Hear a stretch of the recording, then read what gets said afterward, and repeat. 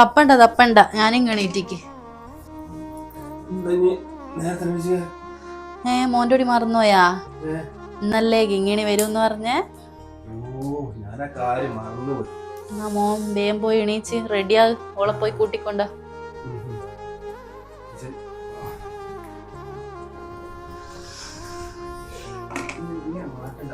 നിങ്ങൾ കുളിച്ച് റെഡി ആയിട്ട് വാ, ഞാൻ പോയി ഓക്ക് ഇഷ്ടപ്പെട്ട എന്തെങ്കിലും എല്ലാം ഉണ്ടാക്കി വെക്കട്ടെ. ഓൻ തായുണ്ട്. എടാ ഇങ്ങനെ മെസ്സേജ് ഇട്ടിട്ടുണ്ട്, അടിച്ചാലെത്തിയെന്ന് മറ്റി. ഞാൻ പോയി കൂട്ടി കൊണ്ടേ. പിന്നെ ചായലാക്കി ഓളെ? ചായലായി. പോട്ടെ. തക്കോട് പോന്നാ വരുന്നാ ചിറ്റിനെ കൂട്ടാൻ വരുന്നാ? ചിറ്റീനെ കൂട്ടാൻ വരുന്നുണ്ടാ? ചിറ്റിനെ കൂട്ടാൻ വരുന്നുണ്ടാ? പിന്നെ എന്താ നിങ്ങള് നോക്കിട്ട് ഇഷ്ടമുള്ള വാങ്ങിക്കോ. ചോദിച്ചോട്ടല്ലേ, നമുക്ക് ടാറ്റോടത്തേക്ക് പോകാം. നാളെ ഞാൻ വരുന്നേ.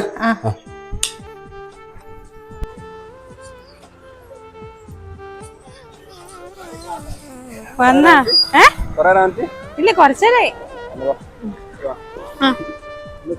വേണ്ട വേണ്ട, ആദ്യം വീട്ടിൽ പോ.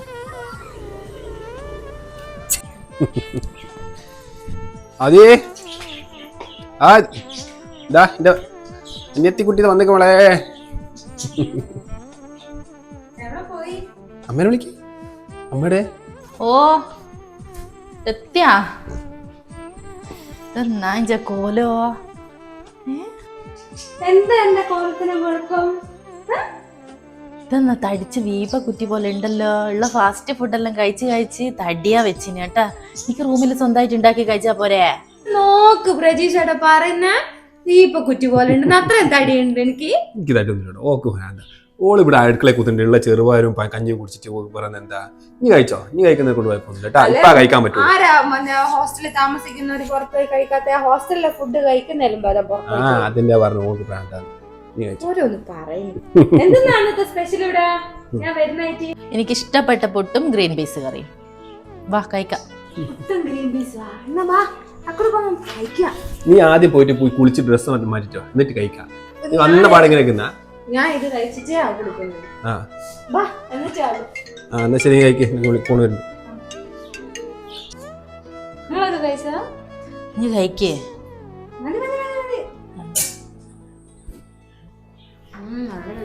ടേസ്റ്റ് ഉണ്ടാ?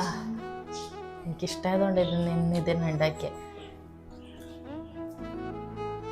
എത്ര നാളായി ഈ ഫുഡെല്ലാം കഴിച്ചിട്ടില്ലേ? ഇന്ന് ഹോസ്റ്റലിലെ ഫുഡല്ലേ. എന്നാ കുഞ്ഞിനെ പിടിക്കാൻ എനിക്ക് പോണ്ടത് എന്താ?